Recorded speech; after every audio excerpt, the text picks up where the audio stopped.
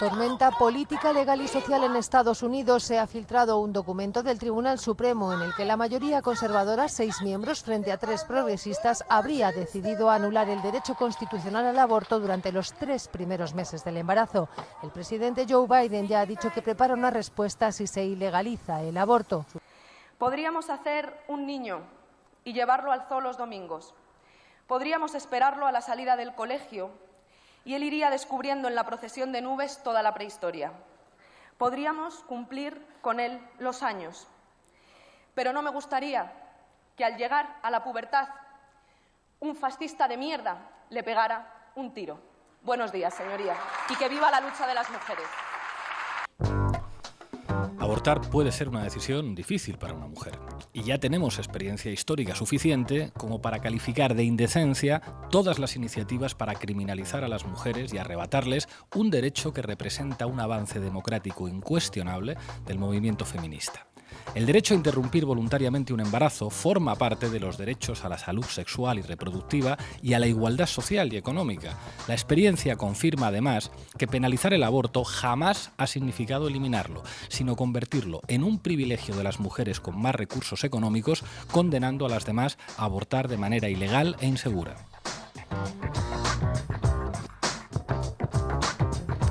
El tema tiene hoy actualidad mundial porque el Tribunal Supremo de los Estados Unidos pretende derogar un derecho de las mujeres estadounidenses vigente desde el año 1973. Frente al avance del movimiento feminista en todo el mundo, frente al movimiento Me Too, frente a los avances legislativos en países como Argentina o como España, se alza un movimiento reaccionario de ultraderecha. Pero ojo, no se trata de un movimiento reaccionario popular. En ese movimiento hay nada más y nada menos que jueces con muchísimo poder. Esto lo saben en Estados Unidos, pero lo sabemos también en España.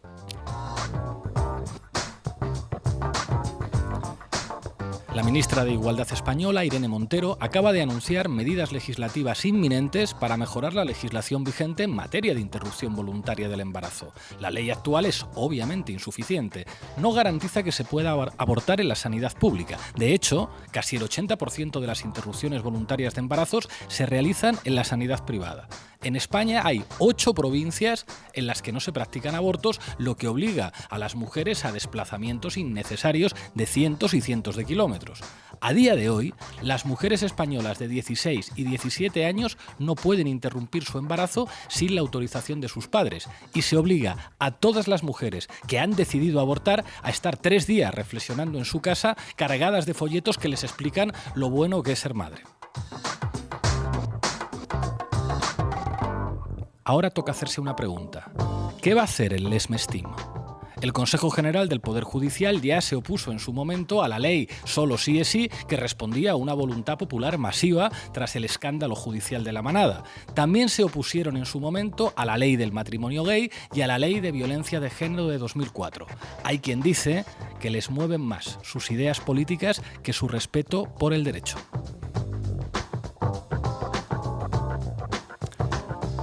¿Sabéis una cosa? Todos los que hemos estudiado Derecho sabemos que las leyes son la voluntad racionalizada de los vencedores, o en contextos pluralistas y democráticos, la expresión racionalizada de una correlación de fuerzas.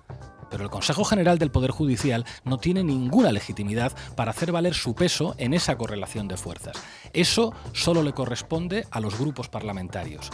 Las leyes las hace el legislativo y ustedes, señorías, deben aplicarlas, no enfrentarse a ellas.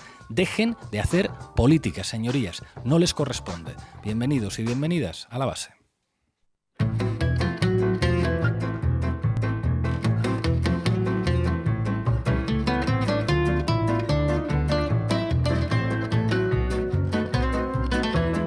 La Base, de lunes a jueves en Público.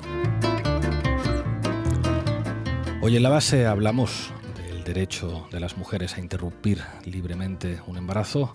Para ello contamos, como todos los días, con Sara Serrano al frente de la base de datos. ¿Qué tal, compañera? Bien, ¿qué tal? Buenas tardes. Manu Levín analizará lo que dice la derecha mediática y la progresía mediática también. ¿Qué tal, compañero? ¿Qué tal, Pablo? ¿Cómo estás? Hoy, en la mesa de análisis, contamos con Isa Serra, del Ministerio de Igualdad. Gracias por estar aquí. Buenas tardes, gracias por invitarme. Y contamos también con Azahara Palomeque, periodista, doctora por Princeton. Muchas gracias por acompañarnos, compañera. Gracias por la invitación, Pablo. Y para terminar, contaremos con Carla Galeote en el Machistó-Mestre y conectaremos con América Latina, donde Alfredo Serrano nos ofrecerá el análisis de la situación política en varios países de América Latina en la pizarra latinoamericana. Así que con este programa tan cargado, arrancamos, Lolo. La base de datos. Buenas tardes, Arratsaldeon, buenas tardes, Sara, ¿qué tal? ¿Qué tal? Hoy quería hacer un mapa de la situación en la que se encuentra el derecho al aborto. La semana pasada se filtró en Estados Unidos un borrador del Tribunal Supremo en el que se proponía abolir la mítica sentencia de Roe contra Wade, que hace más de 50 años constitucionalizaba el derecho al aborto. Aunque el texto aún es un borrador y el fallo final no se conocerá hasta junio, la existencia de una mayoría conservadora en el Supremo hace peligrar este derecho fundamental de las mujeres. Según Human Rights Watch, hay 23 estados en Estados Unidos, gobernados por republicanos, preparados para aplicar leyes antiabortistas si el Supremo da finalmente el visto bueno. Estas leyes están inspiradas en la que aplica ya el estado de Texas, que prohíbe el aborto incluso en situaciones de violación o de incesto. Bueno, de hecho, el Senado acaba de frenar este miércoles un proyecto de ley de los demócratas que buscaba proteger el derecho al aborto en el marco de esta nueva ofensiva reaccionaria contra los derechos de las mujeres. Con un Tribunal Supremo de mayoría conservadora, lo cierto es que la cosa no pinta nada bien. Bueno, ¿y en España cómo está la situación, Sara?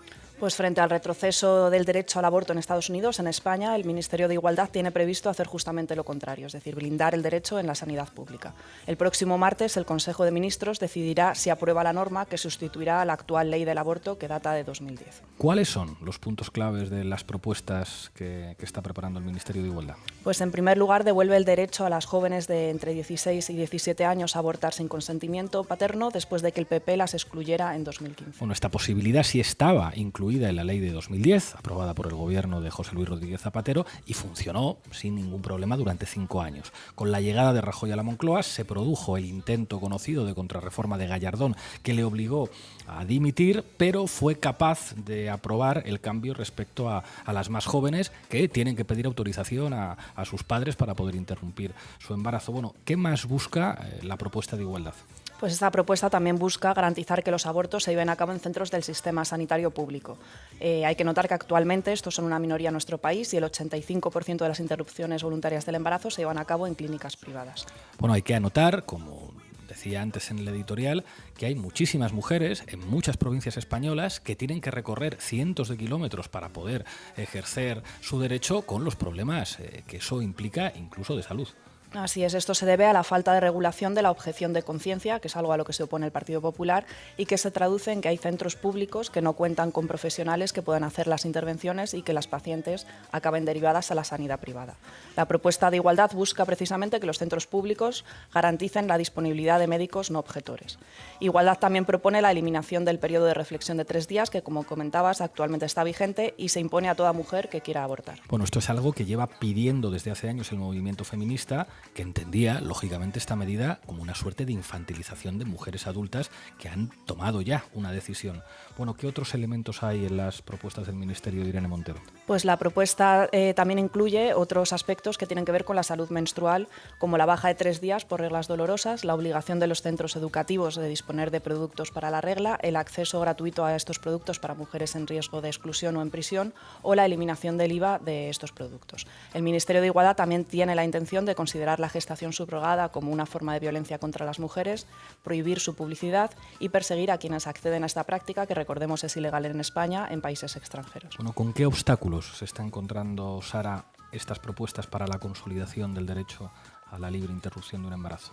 Pues como ha ocurrido con otros avances feministas, como la ley Solo sí es sí, que contó con un informe desfavorable del Consejo General del Poder Judicial, o la ley trans, también demorada por el Consejo del ESMES, la consolidación del derecho al aborto también cuenta con resistencias en el mundo conservador.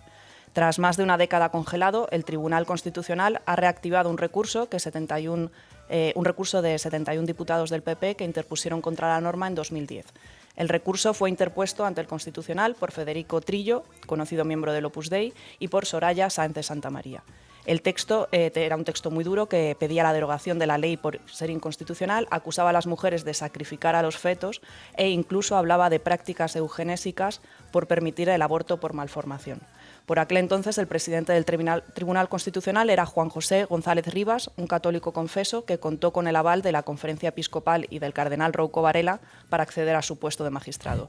Y el responsable del recurso del PP en el Constitucional era Andrés Ollero, un exdiputado del PP, perteneciente también al Opus Dei y conocido por sus posiciones antiabortistas. Bueno, ya ven que el Opus Dei manda mucho en política y manda mucho también en la judicatura. Bueno, aunque estos dos magistrados ya están fuera del Tribunal Constitucional, la composición ideológica de este órgano sigue siendo, vaya por Dios, de mayoría conservadora. De hecho, a Ollero le ha sustituido un ultraconservador, Enrique Arnaldo, opuesto también al derecho de las mujeres a interrumpir un embarazo, mientras que el actual presidente, José González Trevijano, es habitual en los cursos organizados por FAES, la fundación de José María Aznar y de Cayetana Álvarez de Toledo, y en su momento llegó a oponerse abiertamente a la exhumación del general Francisco Franco del Valle de los Caídos. Bueno, de prosperar este recurso estaríamos básicamente retrocediendo hasta el año 1985.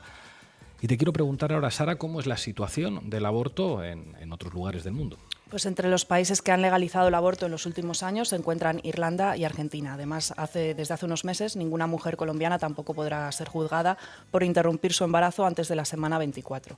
En México se ha despenalizado el aborto, aunque el delito aún persiste en algunos estados, donde las mujeres siguen pudiendo ser juzgadas.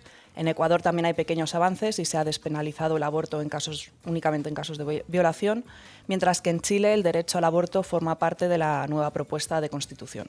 Pero no todos son avances, también hay retrocesos, como es el caso de Polonia, donde el pasado mes de enero se prohibió de forma casi total el aborto, incluso en casos de malformación del feto. Nos aprecia un contraste interesante frente a los retrocesos en Europa y en los Estados Unidos, donde la reacción conservadora tiene el antifeminismo como punta de lanza ideológica fundamental. Ello contrasta con avances que se están dando en América Latina y donde el movimiento feminista está empujando transformaciones legislativas muy interesantes. Pues parece que habrá que mirar un poco menos al viejo continente y un poco más a América Latina. Muchas gracias por el reporte, Sara. Pero no estoy de acuerdo contigo en que tengamos que tener una justicia feminista, como no estoy de acuerdo en que tengamos que tener una justicia machista. Tenemos que tener una justicia independiente. Ni machismo ni feminismo, mucho mejor un carajillo. ¿Y quién lo decía? ¿Un señor que se estaba tomando un carajillo tranquilamente en un bar? No, lo decía el decano de abogados del Colegio de Abogados de Madrid, José María Alonso. Se queda uno tranquilísimo con estos señores al frente de instituciones tan importantes como el Colegio de Abogados. Buenas tardes, Manu Levín, ¿qué nos traes? Buenas tardes, pues os cuento. Mete cabecera, Lolo. Titulares al banquillo.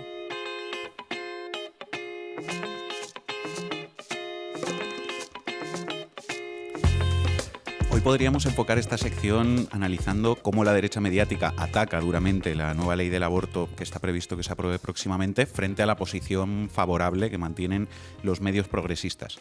Lo que pasa es que ese es un enfoque, digamos, bastante evidente. A nadie le puede llamar la atención y en ese sentido quizá no aporte gran cosa, digamos, constatar que la derecha se posiciona en contra y la izquierda a favor. Y como eso resulta muy obvio, quiero que intentemos hilar un poco más fino y que nos fijemos en cuál es la posición en la que cada bloque mediático coloca al Ministerio de Igualdad y a la ministra Irene Montero, impulsora de este paso adelante en la legislación del derecho al aborto. Tomad papel y boli, seguidoras y seguidores de la base, porque va a dar una masterclass aquí en Levín. Bueno, vamos a ver qué podemos hacer. La derecha mediática, en sus piezas contrarias a la nueva ley del aborto, coloca a Irene Montero en el centro de las críticas, tanto en los titulares como en el texto, como en las fotografías elegidas. Fijaos, noticia del Mundo. Titular: Irene Montero ultima la reforma que volverá a permitir abortar sin permiso de los padres a las menores de 16 y 17 años. Fotografía: Irene Montero. Noticia de ABC.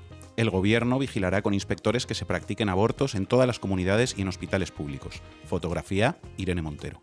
Otra de ABC. La futura ley del aborto en 10 claves muy rápidas. Fotografía: Irene Montero. La Razón. Abortar sin el sí de los padres. Fotografía: Irene Montero, con cara de pocos amigos, por cierto. Onda Cero, la radio de A3 Media.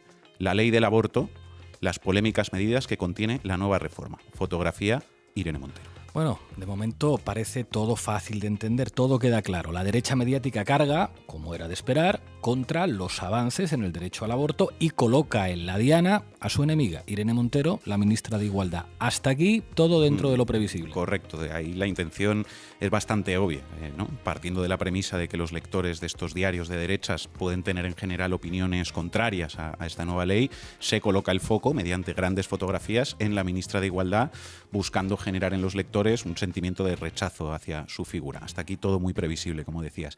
Pero veamos ahora cómo viene la progresía mediática de la órbita del PSOE, porque ahí la cosa se vuelve un poco más sofisticada. A ver, ¿qué es lo que hace nuestra querida, amada, respetada progresía mediática? Imagino que harán piezas favorables a la nueva ley del aborto y favorables al Ministerio de Igualdad, ¿no? Porque en esto estamos de acuerdo con los progres. Pues os cuento. Para entender lo que voy a explicar ahora, hay que recordar las enormes reticencias que hubo en el PSOE a perder el control del Ministerio de Igualdad en favor de Podemos, por lo que eso implicaba en términos de ceder la bandera de las políticas feministas en España. Esas resistencias se expresan muy a menudo, por ejemplo, cuando el PSOE ha descalificado públicamente las principales leyes del Ministerio de Igualdad, sucedió con la ley trans, pero también con la ley Solo sí es sí, o cuando ha contraprogramado, entre comillas, a Montero, llevando por su cuenta al Congreso leyes que pisaban los proyectos legislativos del Ministerio de Igualdad, como sucedió con la llamada Ley de Igualdad de Trato.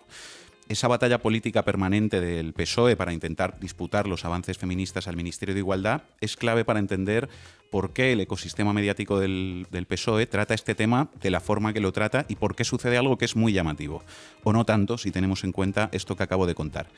Mientras que la derecha mediática, como veíamos antes, ilustra sus informaciones sobre esta ley con fotografías de Irene Montero, medios como El País, la SER, Televisión Española o La Sexta informan sobre la nueva ley del aborto de forma favorable, pero sin utilizar fotografías y prácticamente sin mencionar en ningún momento a la ministra Irene Montero. O sea, para que yo lo entienda, lo que estás diciendo es que, como con esta nueva ley del aborto vienen buenas noticias para la audiencia de estos medios, que son una audiencia progresista, entonces lo que hacen es informar sobre el tema, pero evitando todo lo posible mencionar quién está detrás de esas buenas noticias, que es la ministra de Igualdad. ¿Es así? Exactamente.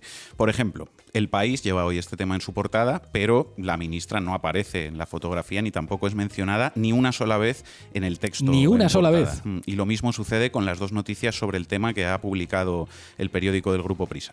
Noticia de ayer. La nueva ley del aborto permitirá interrumpir el embarazo a partir de los 16 años sin permiso de los padres. Noticia de hoy. Las claves de una nueva ley más allá del aborto. Un permiso para el último mes de embarazo y hasta 5 días de baja por reglas dolorosas. Ni rastro de la ministra de Igualdad, ni en las fotografías, ni en los titulares, ni en los subtitulares, ni prácticamente en ningún sitio. Y cabe lo mismo, preguntarse si Pepa Bueno, si el Ministerio de Igualdad fuera del PSOE, habría permitido que ocurriera lo mismo en el periódico. Ojo, a lo mejor sí. A lo mejor si no penséis mal, no sea que os acusen de comunistas o de cualquier cosa. Vamos a seguir viéndolo porque ocurre lo mismo en otros medios de la misma órbita. Tanto el diario.es como Radio Televisión Española como la cadena SER ilustran sus contenidos digitales sobre la nueva ley del aborto con fotografías de manifestaciones o de ecografías y con titulares que no mencionan a Montero. La verdad es que es bastante llamativo. Claro, es como quien sepa quién es la ministra de Igualdad, pues que lo relacione por su cuenta, pero si alguien no tiene ese dato en la cabeza, nosotros no se lo vamos a recordar. Bueno, y en las televisiones de la progresía mediática pasa lo mismo también. Básicamente, sí. Vamos a escuchar 3 cortes de televisión. Así lo cuenta Televisión Española. Televisión Española ha accedido al borrador de la nueva ley del aborto. Permitirá de nuevo a las menores de 16 y 17 años abortar sin permiso de los padres. También garantiza la interrupción voluntaria del embarazo en centros públicos. Regula la objeción de conciencia del personal sanitario y abre la puerta a perseguir penalmente la gestación subrogada. El borrador incluye bajas laborales de hasta 5 días por menstruaciones, dice, incapacitantes, siempre, eso sí, que lo acredite un certificado médico. Bueno, imágenes de probetas, de cosas, ¿no?, de objetos, pero no saquemos a la ministra, ni una sola imagen de la ministra de Igualdad. Otra pieza de la televisión pública. Aquí en España el Gobierno podría aprobar el próximo martes la nueva ley del aborto y va a dar mucho que hablar. De momento el borrador contempla que las menores a partir de los 16 años podrán interrumpir su embarazo sin necesidad del consentimiento de los padres. Carlota Hacha, buenos días. ¿Qué tal, Sirún? Muy buenos días. Sí, las menores de entre 16 y 17 años podrán abortar sin el consentimiento de sus padres en hospitales públicos y hasta la semana 14 de su embarazo. una cuestión que ya se incluía en la ley vigente del 2010, pero que el Partido Popular recurrió y que aún no ha obtenido respuesta del Constitucional. Además del aborto, también se va a garantizar el derecho a la salud menstrual. Y una de las principales novedades es que las mujeres que tengan reglas muy dolorosas que les impida ir a trabajar van a poder cogerse una baja de 3 a 5 días. También se va a eliminar el IVA de los productos de higiene íntima a los que van a tener derecho al acceso los centros educativos y las mujeres en riesgo de exclusión. Y la gestación subrogada, según el borrador, se va a contemplar como una forma de violencia contra la mujer. Pero recordemos que esto es solamente un borrador y que todavía está sujeto a modificaciones. En fin, ya sabéis lo que tengo que comentar de este corte, lo mismo que del corte anterior. Quería simplemente que los escucháramos para que veáis que no me lo estoy inventando. Un ejemplo más, así lo cuenta La Sexta. Las menores de 17 y 16 años podrán abortar sin el consentimiento de sus padres. Así lo contempla el borrador de la nueva ley del aborto que el Gobierno quiere sacar adelante en menos de una semana. También plantean bajas laborales de hasta 3 días para mujeres con reglas dolorosas. No habrá que esperar a ser mayor de edad. El próximo martes el Gobierno presentará en el Consejo de Ministros la nueva ley del aborto, en la que las mujeres con 16 y 17 años podrán interrumpir su embarazo sin el permiso paterno. Ley que también contempla los vientres de alquiler como una forma de violencia contra las mujeres, hasta el punto de perseguir a las parejas que acuden fuera de nuestras fronteras a realizar esta práctica. Y otro de los temas a tratar es la regla. Una amiga mía sí que tiene de estar vomitando, con fiebre y todo. Más que molestias, dolores incapacitantes que muchas mujeres sienten una vez al mes. Y más calmante que el nolotil, la concesión de una baja de hasta 3 días para reglas dolorosas, que negocia en estos momentos el Gobierno en el borrador de la nueva ley de aborto. Más medidas revolucionarias para las mujeres que ahora se ultiman. La eliminación del IVA de los productos de higiene íntima, compresas, tampones, copas menstruales, artículos que no se compran por capricho.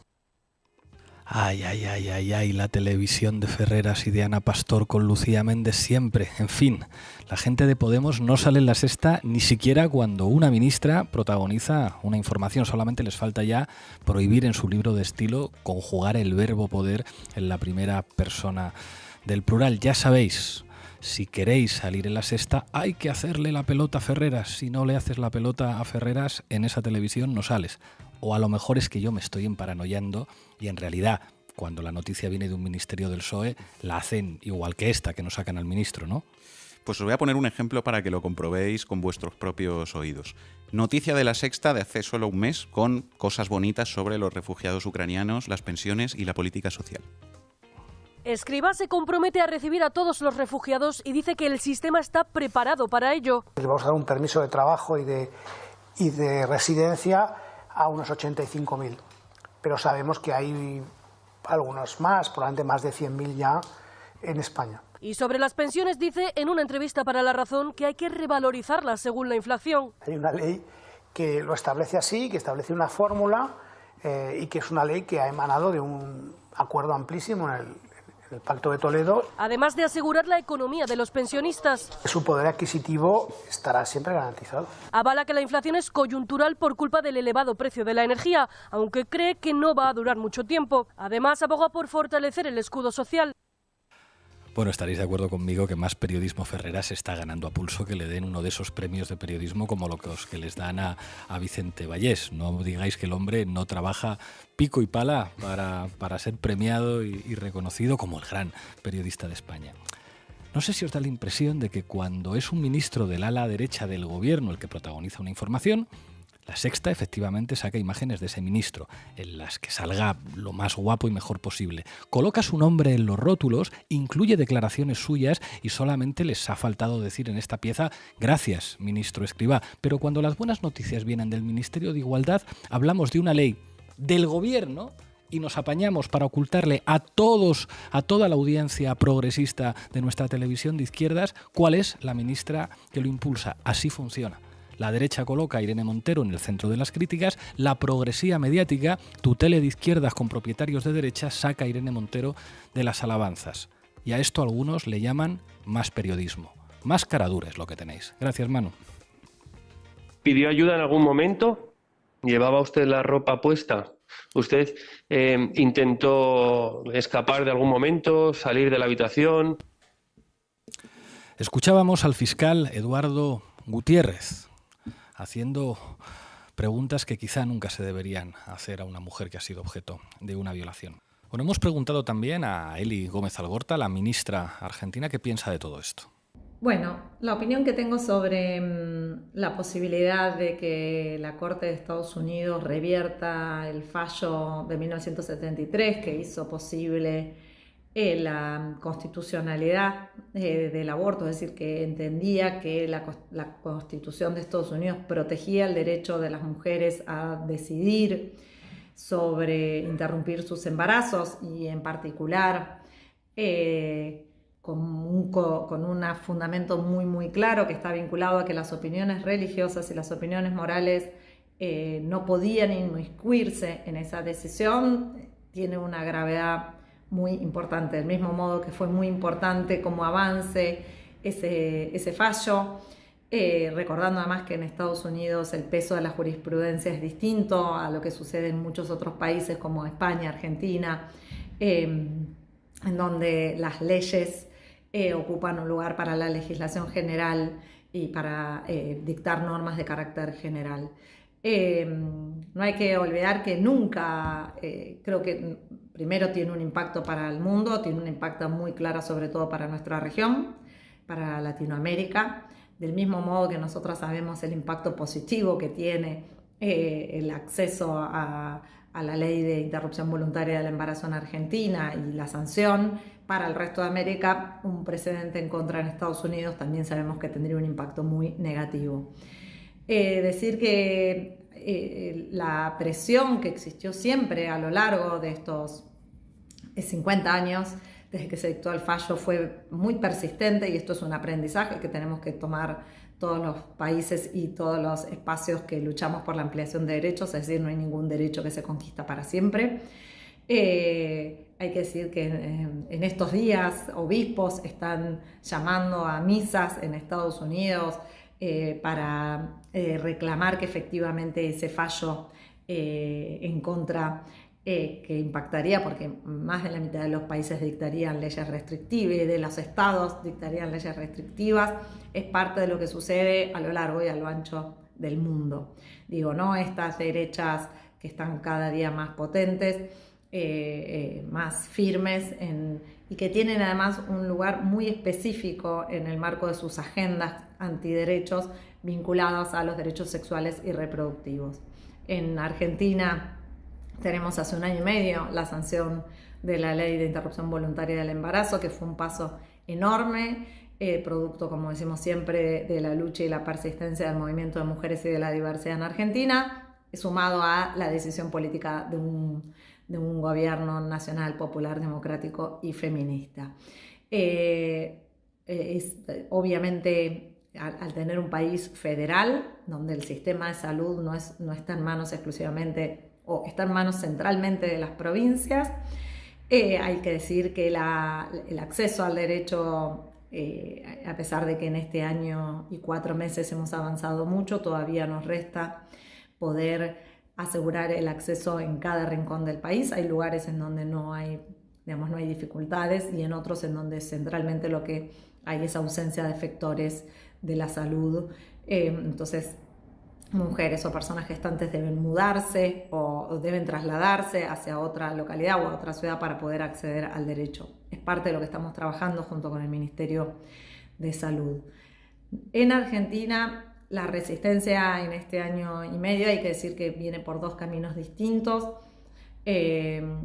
Tuvimos más de 35 acciones judiciales, amparos, solicitudes de inconstitucionalidad de la ley y ninguno de ellos ha prosperado, lo que habla por un lado de la solidez en términos normativos que tiene la ley, pero también sobre un largo proceso que ya ha dictado otros fallos la Corte Suprema de Justicia de la Nación, cuando se discutía si era constitucional el aborto cuando había causales como la violación o el peligro en la salud o en la vida de las mujeres.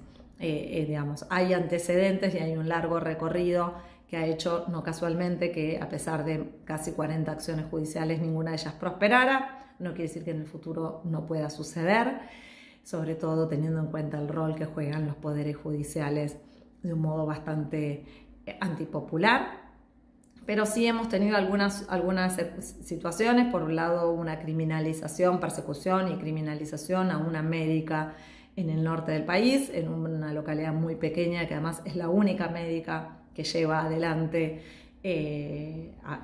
interrupciones del embarazo, que fue criminalizada e incluso detenida durante 24 horas en el marco de una interrupción legal del embarazo. Ese caso para nosotros es un caso paradigmático porque genera sobre todo temor a la persecución penal a los médicos y médicas que son quienes efectivamente tienen que llevar adelante las indicaciones para la práctica. Y por otro lado decir que como nosotros en el interín entre la sanción de la ley y la actualidad hubo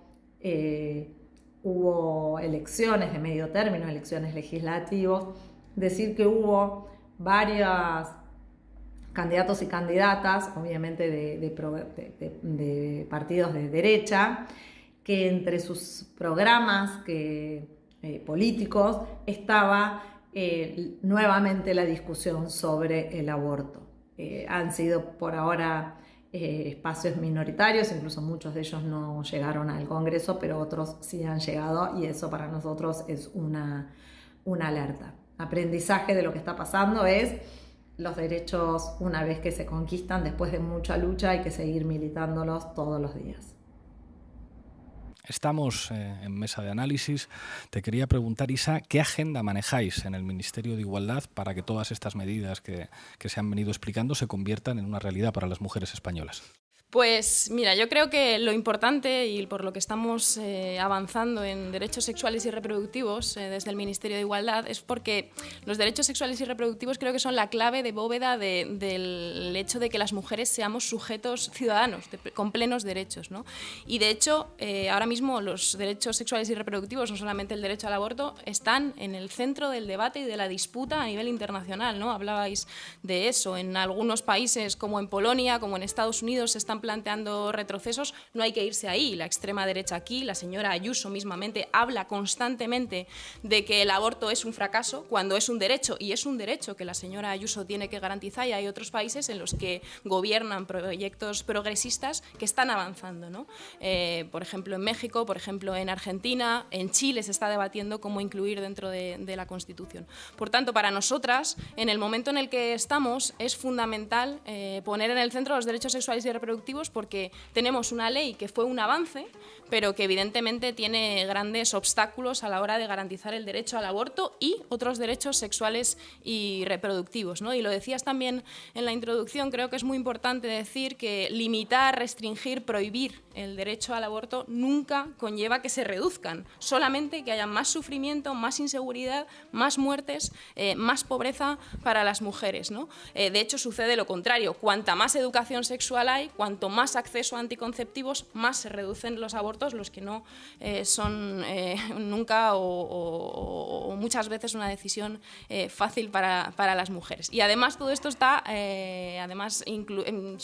acompañado de la estigmatización, de el hecho de que las mujeres se nos responsabilice como culpables de haber ejercido nuestro derecho a la sexualidad. Controlar el derecho al aborto va acompañado siempre de controlar y restringir los derechos sexuales de las mujeres y de la criminalización. Hay muchos países en los que se está retrocediendo, que lo que implica es una criminalización muy fuerte contra las mujeres, mujeres que en algunos casos tienen un aborto espontáneo y son criminalizadas y condenadas por ello, ¿no? Por tanto, para el Ministerio de Igualdad es un elemento central en el avance de los derechos de las mujeres y además, como decía, en este país hay obstáculos al derecho al aborto. Obstáculos que tienen que ver con el hecho de que los abortos prácticamente nunca se realizan en la pública. Hay que garantizar que sea en la pública y que todas las mujeres tengan en su provincia un centro al que poder acudir. No puede ser que las mujeres se tengan que desplazar kilómetros y kilómetros para ejercer algo que es un derecho. Los 3 días de reflexión, ¿por qué una mujer puede decidir sobre cualquier intervención médica, pero a la hora de abortar le dicen no, vete a casa, tienes que reflexionar 3 días, te vamos a dar todo tipo de información, por llamarlo suavemente, para que te plantees eso de que hay que ser madres? Y también, evidentemente, lo que tiene que ver con el hecho de que las las adolescentes no puedan tomar una decisión. La derecha y la extrema derecha, siempre que ataca el hecho de que digamos que evidentemente las chicas de 16 y 17 años pueden ejercer su derecho al aborto y que son mayores y son adultas para tomar esa decisión, dicen no pueden tomar una decisión como abortar. Sí que pueden no pueden tomar la decisión para abortar, pero sí que pueden ser madres y tomar todas las decisiones que implica cuidar de una persona durante toda su vida, educarla. Evidentemente no tiene ningún sentido y por tanto vamos a acabar con esos obstáculos y además vamos a ampliar otros derechos en base a la salud reproductiva, a la salud sexual, a la educación sexual, que es fundamental para que sigamos avanzando. Azahara, tu análisis. Bueno, yo quería aportar un poco el contexto de Estados Unidos, ¿no? Claro. O sea, aparte de lo que ya habéis dicho, que es gravísimo esta declaración que se ha filtrado de 5 jueces del Tribunal Supremo que quieren abolir Roe versus Wade, que es la sentencia que garantiza el derecho al aborto.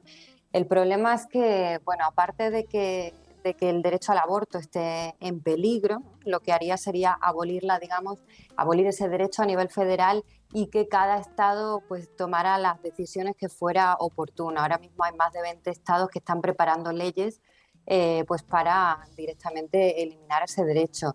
Pero hay otra cuestión y es que aquí la jurisprudencia tiene muchísimo peso, ¿no? Muchas veces estos derechos no están ni siquiera en forma de ley, están en forma de sentencias y así se va construyendo el corpus legal.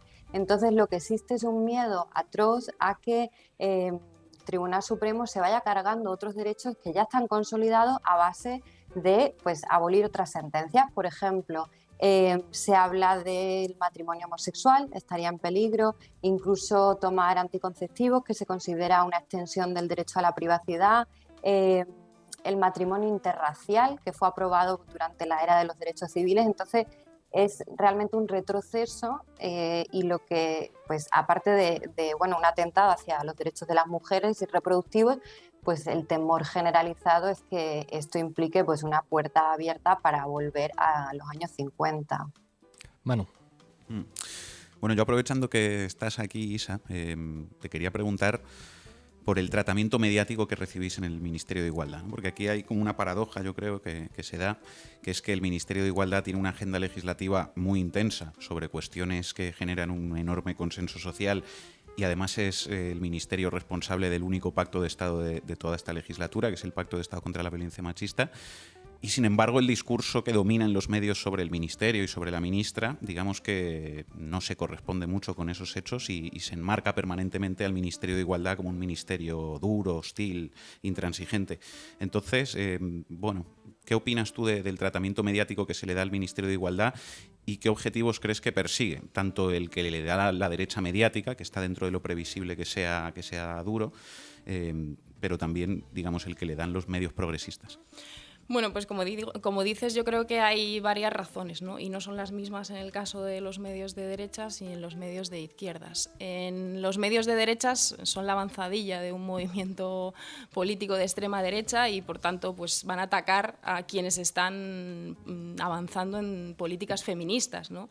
Es evidente que el feminismo es uno de los principales enemigos del movimiento reaccionario de extrema derecha aquí en Estados Unidos y en todo el mundo y, por tanto, pues identifican a la ministra de Igualdad en este caso con su principal enemigo. En el caso de los medios de izquierdas, yo creo que es evidente también que el Partido Socialista nunca ha estado muy cómodo con el hecho de que Podemos tenga el Ministerio de Igualdad y que Irene Montero sea la ministra de Igualdad. Y esto no solamente por una disputa de poder, sino porque creo que el Ministerio de Igualdad lo que estamos haciendo es convertir en políticas públicas demandas del movimiento feminista en los últimos años que suponen una ruptura con lo que ha sido el feminismo previamente, ¿no? Y crear esa nueva generación de derechos feministas, como lo llevamos, pues evidentemente genera recelos importantes en ciertos sectores del Partido Socialista y, por tanto, de los medios que lo apoyan. Luego yo creo que hay una cuestión de las características personales y políticas de la ministra de Igualdad, de Irene Montero. En primer lugar, el hecho de que es mujer y es joven. y está haciendo política, y no solamente está haciendo política, sino es nada menos que la ministra de Igualdad. En segundo lugar, también el hecho de que no solamente es mujer, sino que está haciendo políticas feministas. Desde el feminismo siempre lo decimos, no es solamente que las mujeres accedan a puestos de poder, sino que seamos feministas y que planteamos políticas de transformación social. En tercer lugar, yo creo que una cuestión fundamental es que Irene tiene una cosa que es la valentía y la determinación, y el hecho de que por mucho, digamos, que la ataquen, no cambia, siempre va a defender el compromiso que tiene con la ciudadanía y en este caso con los derechos de las mujeres, ¿no? Y yo creo que eso les pone muy nerviosos a los medios que le atacan, ¿no? Y en último lugar, evidentemente, porque es una líder de Podemos y eso siempre conlleva pues, que haya ataques por parte de los medios de comunicación. Sara. Sí, yo creo que es importante recordar que no hay conquistas permanentes y que los derechos sociales siempre se pueden perder, o sea, siempre están sujetos a ser perdidos. Un ejemplo de cómo se pueden perder derechos a golpe de shock fue lo que sucedió en España con la ofensiva de Gallardón a la ley del aborto, aunque la reforma del PP finalmente no prosperó y se acabó retirando, y esto se percibió además como una victoria del movimiento feminista. En el camino perdimos el derecho a las menores a abortar sin necesidad del consentimiento paterno, que es lo que precisamente la ley ahora del Ministerio de Igualdad pretende recuperar. En Europa tenemos como la idea de haber consolidado un amplio sentido común que hace difícil revertir derechos como el del aborto, pero esto no es así. El avance de la extrema derecha, que es lo que comentaba también además antes Isa, utiliza el antifeminismo como un pegamento simbólico y como un agente movilizador que pone en peligro muchas de las leyes que protegen los derechos de las mujeres y los derechos también del colectivo LGTBI. Esto es algo que hemos visto en las resistencias del Poder Judicial ante el avance de los derechos de las mujeres, pero también en las políticas que impone la derecha y la extrema derecha una vez que alcanzan el poder. En Castilla y León, por ejemplo, Mañueco ya se ha comprometido con Vox a impulsar una ley de violencia intrafamiliar que borra del mapa la violencia machista, ¿no? Esto es algo de lo que avisaba ya Simone de Beauvoir y quería citarla. Ella decía que bastará una crisis política, económica o religiosa para que los derechos de las mujeres vuelvan a ser cuestionados, y estos derechos nunca se pueden dar por adquiridos.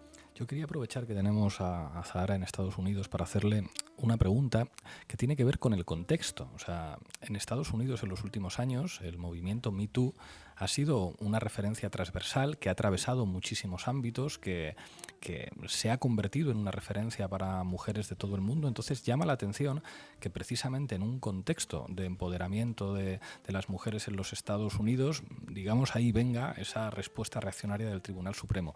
Te quería preguntar por si se están produciendo movilizaciones o protestas, de cómo están respondiendo las mujeres y las feministas en Estados Unidos. Está habiendo protestas, sobre todo en Washington, D.C., y luego ha habido incluso algún que otro escrache a los jueces conservadores del Tribunal Supremo, gente que ha ido a sus casas a protestar también, pero toda esa fuerza mediática, sobre todo que tuvo el Me Too, impulsado por el movimiento negro, sobre todo, no se traduce en las instituciones. Entonces tenemos una mayoría conservadora en el Tribunal Supremo. Esto viene del Tribunal Supremo. De hecho, como el 60% de la población se calcula que está a favor del aborto, pero, o sea, tenemos una mayoría a favor del aborto, pero claro, el Supremo no refleja esa mayoría social, ¿no? Y 3 jueces del Tribunal Supremo que son ultraconservadores los puso Trump, que es muchísimo, 3 jueces en una legislatura solo. Y luego tampoco es que haya un feminismo, digamos, o una consolidación de los derechos de las mujeres en otros aspectos. No se puede decir abiertamente que eres feminista en Estados Unidos, está bastante mal visto, y en otros aspectos, pues por ejemplo, no hay bajas de maternidad legisladas a nivel federal, hay una brecha salarial increíble. La violencia de género no existe como tal, no se recogen datos, se la llama violencia doméstica. Entonces, cuando tú no tienes un discurso público y unos derechos ya consolidados para la mujer, es muy fácil también cargarse lo que hay, ¿no? En este caso el aborto. Así que yo pondría la fuerza del Me Too un poco entre comillas, porque sí que es verdad que ha sido pues bastante poderoso, ¿no? a nivel de calle, y como digo, sobre todo pues aliado al Black Lives Matter, pero luego conforme vas subiendo en la escala institucional pues te vas quedando sin esa fuerza y sin esos derechos, y cuando llegas a la cumbre del Tribunal Supremo pues no existen. Gracias a Zahara. Bueno, llega ya el tiempo del machistómetre, un día muy especial además para ver qué nos trae Carla Galeote, así que mete cabecera, Lolo. El machistómetre, amb la Carla Galeote. todo tuyo, compañera. Bé, avui volia parlar una mica amb la perspectiva, no?, de tot el debat que s'està fent sobre l'avortament, ja que sempre les persones adultes i les persones grans ens venen a donar lliçons de moral a les joves sobre si som o no capaces de decidir o deixar de decidir sobre nosaltres mateixes. Así que vamos a analizar, como ya sabéis y ya lo habéis dicho, que a partir de ahora las mujeres menores de 16 años, a partir de los 16 años, podrán abortar sin el consentimiento materno-paterno o del tutor legal. Vamos a ver, desde la perspectiva de los jóvenes, qué es lo que supone este avance. Adelante. Esto de que a partir de las mujeres de 16 años puedan abortar ha sido una de las principales quejas porque, según la gente mayor no tenemos suficiente madurez para poder decidir sobre nuestro propio cuerpo. Y aquí, quería matizar algunas cosas. La primera, estamos hablando de mujeres, no de niñas. Dejemos de infantilizar a las mujeres jóvenes como si no pudiésemos decidir sobre nosotras mismas porque somos, como dicen ellos, demasiado jóvenes. Las personas jóvenes ya tenemos suficiente capacidad y con 16 años ya no se es una niña, porque hace falta recordar que, por ejemplo, el consentimiento sexual en el Código Penal es a partir de los 16 años. Las personas jóvenes con 16 años ya podemos trabajar, ya pueden entrar en discotecas, ya pueden emanciparse legalmente o pueden tener cargas penales. Entonces, ¿por qué en estos casos sí somos consideradas ciudadanas de pleno derecho y capacidad, pero cuando hablamos de un derecho específico de las mujeres, como el aborto, no lo somos? La tercera, si consideramos que las mujeres de 16 años no tienen suficiente capacidad para decidir si abortar o no, ¿cómo se entiende entonces que sí tengan esa capacidad para ejercer de madres y más madres obligadas? Eso también es otro debate. Por otra parte, el argumento tan simplista de se necesita el consentimiento de los padres porque son los tutores y vives bajo mi techo, es un argumento que, en primer lugar, se quiere entender que los padres son los dueños de los hijos y de las hijas, y no, ni un padre ni una madre es dueña de la hija ni de sus propias decisiones, y más en una edad como los 16 años. Se presupone además, ojo, que todas las familias tienen una relación paterno-filial lo suficientemente sana y moderna como para poder explicar a los padres que una menor se ha quedado embarazada. Y no, las cosas no funcionan así. Me gustaría saber cuántos de todos estos señoros que están escandalizados porque las menores pueden abortar libremente a partir de los 16 años se han parado una vez en su vida a hacer una charla de educación sexual a su hija. En muchas casas el sexo es un tema tabú y ya no hace falta ni explicar las prácticamente inexistentes clases de educación sexual en la escuela. Entonces tengamos un poquito de sentido común. Hay familias, y no solo hablo de religiosas, creo que es en general, que tienen prohibidísimo el tema del sexo, el hablarlo con naturalidad y el exponer las dudas. Entonces, de verdad, ¿alguien se cree que una menor que quiere abortar, con el temor que ella supone, le va a explicar al padre o a la madre que le ha prohibido hablar de sexo y que quiere abortar? Por favor. O sea que totalmente, es más, es que en muchas ocasiones la menor puede que tenga más miedo a la reacción de los padres que al propio embarazo o al aborto. Totalmente. Y además, a ver cuándo encontramos una ley que decida y que imponga una decisión sobre el cuerpo masculino.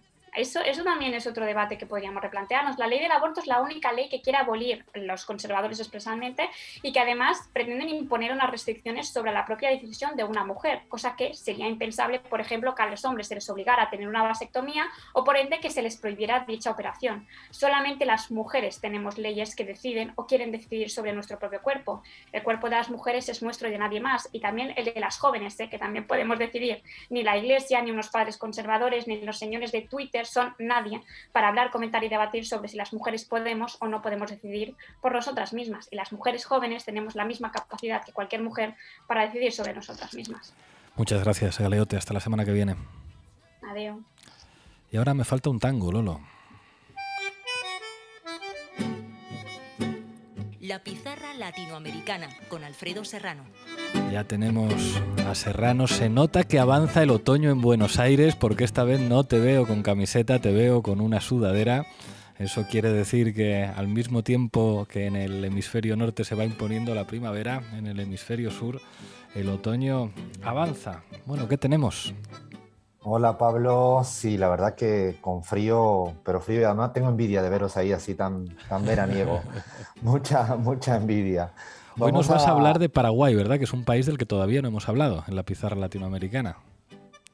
Sí, de hecho hay que hablar de Paraguay sí o sí porque han asesinado a un fiscal que pertenecía a la unidad especializada de lucha contra el crimen organizado y narcotráfico. Lo primero es aclarar que este crimen de este fiscal paraguayo ha sido ocasionado en Colombia. O sea, Colombia, el país donde más crímenes a políticos y personal de organizaciones sociales se producen. No es un dato menor. Lo segundo es que se trataba de un fiscal muy reconocido en la lucha precisamente contra las mafias y el narcotráfico. Y esto en Paraguay es un tema central en la política. Hay que recordar que su expresidente, Horacio Cartes, del Partido Colorado, el hombre más rico y poderoso del país, está siendo investigado por estos temas en cuestiones de narcotráficos, de contrabando, y no es un caso menor que también podamos ir asociando ideas. Y lo tercero, y seguramente lo más importante, es que este suceso, este asesinato, insisto, del fiscal cuando estaba incluso en su luna de miel en Cartagena de Indias, en Colombia, acontece a algo menos de un año de las elecciones presidenciales. El clima ya se está poniendo tenso, porque además en breve, en el mes de junio a finales, se cierra el plazo para saber qué tipo de alianzas se van a inscribir. En diciembre serían las primarias al interior de cada alianza y luego se elegirían los candidatos definitivos presidenciales. Está todavía difuso, es difícil hacer pronósticos electorales, todavía no se han definido, como decíamos, los candidatos. Hay que aclarar que ni Horacio Cartes, ni Fernando Lugo, ni siquiera el presidente actual Mario Abdo se pueden presentar por los temas de límites en reelección.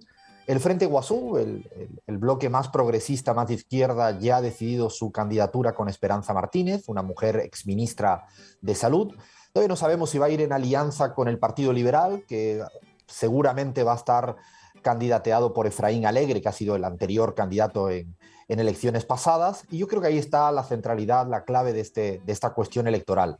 Si Frente Guasú y Partido Liberal van juntos, a pesar de las diferencias, otra vez hablamos de Frente Amplio, podrían tener alguna opción de derrotar a los colorados. Si van divididos, yo te diría que no, porque además en Paraguay se gana quien más votos saque, no necesita nada más que sacar un porcentaje de votos superior a tu perseguidor, y eso dificulta mucho si van divididos este bloque entre Frente Guasú y Partido Liberal. Claro. Te quiero preguntar también por Colombia, porque se acerca la fecha del 29 de mayo. ¿Qué números tienes? Todos pensamos que va a ganar Petro, pero tú siempre tienes información 2 pasos por delante, así que cuéntanos. Estamos muy cerca, el 29 de mayo, como bien dices, son elecciones presidenciales. Todas las encuestas siguen marcando un mismo orden. Primero Petro, muy alejado el uribista Fico Gutiérrez, y luego queda como tercero y cuarto Rodolfo Hernández, que es una suerte de alcalde a lo Trump, y Sergio Fajardo, que es el exalcalde de Medellín, eterno perdedor, diría yo, que se presenta siempre con esta lógica del centro, que no existe en buena parte de América Latina. La clave, yo diría, que está en saber si a Petro le da para lograr ese 50% más un voto que le permitiría ganar en primera vuelta. Es complicado saber, porque además todavía hay un porcentaje de blancos e indecisos, que eso sería lo determinante para proyectar sobre un voto válido superior a ese 50%. Salió una encuesta ayer, una encuesta grande, Yanhas, que le da a Gustavo Petro el 40%. 40% que proyectado sobre voto válido, que es lo que cuenta, estaría en 48%. La nuestra, la de CELAG, también tiene números muy parecidos. O sea, también estaríamos proyectando sobre 48%. Faltarían un par de puntos para alcanzar esa victoria en primera vuelta. Quedan 2 semanas y media, va a pasar tiempo. Lo que sí es certero es que Fico Gutiérrez, el uribista, queda lejos, no llega ni siquiera al 30%. Hay que ver si al final hay una suerte de voto útil que se le suma a Fico y que eso le llegaría a cortar distancia. Poco probable, Pablo, porque en Colombia hasta el momento el fenómeno antipetro no es el que está dominando ni la política ni el clima electoral. Yo me atrevo a decir que son más las ansias y ganas de cambio lo que está más presente, y esto hoy en día lo está encarnando esta candidatura de Gustavo Petro y Francia Márquez. Veremos que a ver qué pasa. La semana que viene te vamos a contar todos desde Colombia. Bueno, a ver si con un poco de suerte el día 30 podemos dedicar la base a hablar del nuevo presidente de Colombia, Gustavo Petro. Octubre, elecciones en Brasil. Me ha dicho un pajarito que has estudiado todas las encuestas que han aparecido hasta ahora. ¿Qué dicen las encuestas sobre la posibilidad de que Lula derrote a Bolsonaro? Por cierto, ya has visto hoy que tu amigo Vargas Llosa ha dejado clarísimo en Twitter que él en Brasil va con Bolsonaro. Teniendo en cuenta lo que afina en sus pronósticos en América Latina, es la mejor noticia ese apoyo de Vargas Llosa a Bolsonaro. Nosotros seguimos insistiendo que las campañas electorales progresistas en la región deberían de contratar siempre una visita de Vargas Llosa al adversario. se evitarían un montón de... No sé cuánta plata debe costar una visita. Estuvo hace poco acá en la Argentina también con Macri y toda la derecha argentina, así que con este aplauso a Bolsonaro creo que hay más probabilidades de victoria de Lula. Hemos revisado, como tú bien dices, en CELAC todas las encuestas publicadas en el año 2022, hemos hecho una suerte de media móvil mensual, y lo que se observa es una tendencia muy estable de Lula como candidato presidencial, en torno al 41-42%, sin proyectar. Hay que recordar que en Brasil se gana también con el 50% más 1. Lo que sí se observa es una tendencia alcista de Bolsonaro desde enero hasta la actualidad. Todavía está a distancia de Lula, hay un gap, un hueco, una brecha de unos 6-7 puntos, pero una de las explicaciones podría ser que Bolsonaro está ya en campaña, está dedicando toda la plata de la política pública a hacer campaña. Y lo segundo, yo me atrevo a decir que lo más relevante para explicar la tendencia creciente de Bolsonaro es que se está granjeando el voto de un juez independiente, tan independiente como que metió en la cárcel a Lula, estamos hablando del juez Moro, que se candidateó y que rápidamente se retiró, incluso antes de llegar a la meta, para cederle en gran medida el electorado a Bolsonaro. Yo me atrevo a decir que eso justifica la tendencia creciente que va teniendo un poco Bolsonaro, que todavía, insisto, no se acerca ni por asomo a lo que tiene Lula. Bueno, vamos con Andrés Manuel López Obrador, que ha dado un puñetazo en la mesa. Un presidente que normalmente no solía meterse en cuestiones de política internacional, pero que ha dicho claramente la cumbre de las Américas que se va a celebrar en LA no puede excluir a gobiernos latinoamericanos, y no lo está diciendo cualquiera, lo está diciendo el presidente de la República de México. Sí, realmente está demostrando un gran protagonismo geopolítico. Dijo que no, que si no se invita a Cuba, Venezuela y Nicaragua, más allá de que a unos le gusten o no el carácter o el signo ideológico de su gobierno, Andrés Manuel López Obrador no va a asistir a la cumbre, y lo ha dicho clarito este lunes en las mañaneras, después de una gira por Centroamérica, terminando en Cuba, dando también otra señal a Estados Unidos de que su política exterior la dirige él y no lo que le dictamina el señor Biden ni ningún otro mandatario de Estados Unidos. Ha planteado que él no asistiría, que mandaría a su canciller, pero que lo haría en señal de desacuerdo. Yo me atrevo a decir que además esto ha generado un efecto dominó, un efecto contagio en la región. El presidente de Bolivia, Luis Arce, también ha dicho lo mismo, que no acudiría si no están invitados estos países. Lo mismo acaba de decir Xiomara Castro, presidenta de Honduras.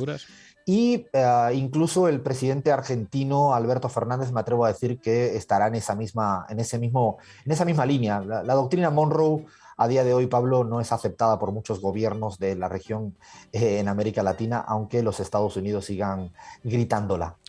Pues es la mejor noticia. Nos vemos la semana que viene, compañero. Hasta pronto. Te mando un fuerte beso para todas y todos. Bueno, llegamos al final. Hoy vamos a terminar con Fermín Muguruza, con Negu Gorriak, con un temazo Sesu Makiña. Nos vemos el lunes.